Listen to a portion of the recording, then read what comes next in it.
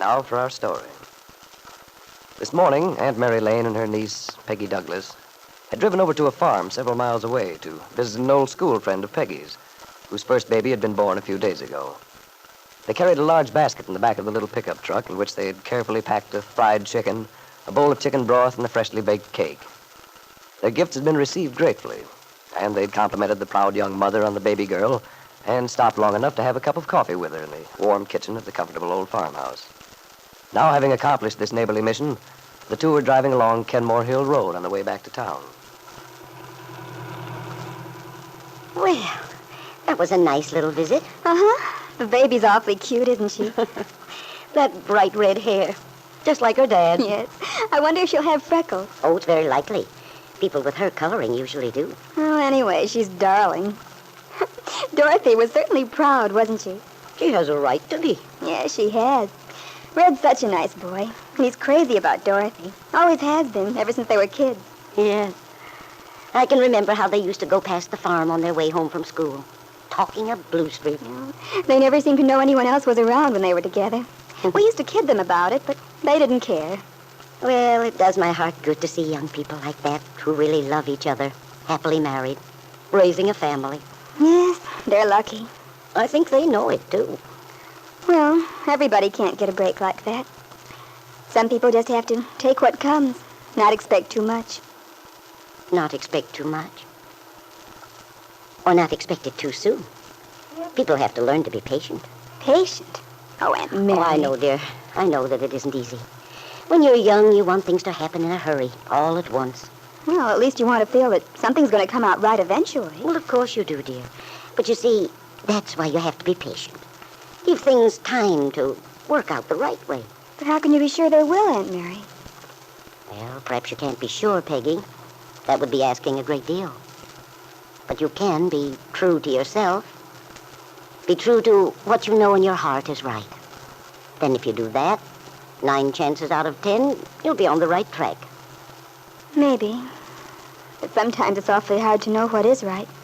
Oh, look, Aunt Mary, there's a place Nicholas talked about buying. Where? Over on the right. Oh, I can't look and drive both. Oh, yes, I know this place very well. Nice view of the house from here. Mm-hmm. I remember when it was built. That was in, well, let's see now. Randy must have been about 14. He was so curious and interested.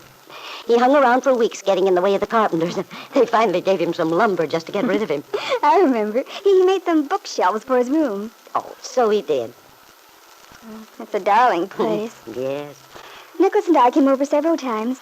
Sort of planned what we'd do, if we had it. Nicholas even got in touch with the owners. Yes, he told me about it. He found out that David Bowman's bank holds a mortgage on the place. And David promised to give him first option if he decided to buy it. I don't suppose he's done much about it since then, has he? Nicholas? Well, no. He sort of let the matter drop for the time being. Well, it's probably just as well. Especially since he knows he could buy it, if he decided to. I suppose so. Peggy, you do see that it's a good idea, don't you? You mean Nick's wanting to postpone our marriage? Yes. Well, Aunt Mary, naturally, if that's what Nicholas wants to do. But I mean, from your own standpoint as well. I'm not so sure about that. Of course, I know Nick's motive was a good one. At least he meant to be honorable, all that sort of thing. He certainly did. I have a lot of respect for him because of it, too. And yet, well, sometimes I don't think I understand what his real reason was. I think there must be something he hasn't told me. Well, when you talked it over, didn't he explain why? Oh, yes. He talked a lot about Bill and Kit. He kept saying it would be better for us to wait until Bill's affairs were straightened out. Well, dear, you know how I feel about it. I think it's very wise.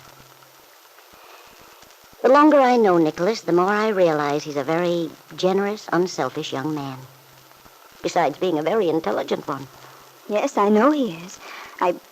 Well, that's what made me decide to marry him in the first place. And now, I'm all up in the air again.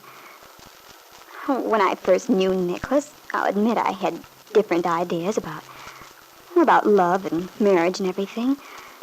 But we talked it all over so many times that, well, finally I began to see things his way. Believed marriage should be more on a friendship basis. Perhaps, Peggy, perhaps Nicholas has decided that his ideas then weren't the right ones for real happiness. But he was so positive, so convincing. Peggy, dear, people change, grow up emotionally as well as otherwise. I've an idea that's what happened to Nicholas. Well, don't you think Nicholas believes in his ideas anymore? Perhaps. One can't be sure. But since he wants to postpone the marriage, maybe he's found that he couldn't live up to his end of the bargain. Be impersonal about it. Aunt Mary, are you trying to tell me that Nicholas is in love with me? Or thinks he is? Well, my dear, thinking back, haven't you noticed a change in Nicholas yourself? Yes. I've noticed that he wasn't acting quite the same, but still, I just can't believe that Nicholas, after all the things he said. Well, dear, it's not for me to say whether Nicholas is or isn't in love with you. But you can be sure he had a very good reason for wanting to postpone the marriage. A reason which had to do with your own happiness in the long run. Well, you might be right, Aunt Mary. Of course, I know his reason was a good one. But I do wish it hadn't turned out this way. I did so want to get everything settled, over and done with. Yes, dear. But you don't get things settled just by rushing into something in order to run away from something else. But, Aunt Mary, if Nicholas hadn't changed, I'm sure I could have been happy. In a sort of way. In a sort of way, Peggy? What kind of happiness is that? Especially in a marriage. Marriage should be a full, complete happiness. With no ifs about it. I think Nicholas came to realize that. That's why he wouldn't let you or himself accept a compromise. But, Aunt Mary, Nicholas has always known just how I feel about him.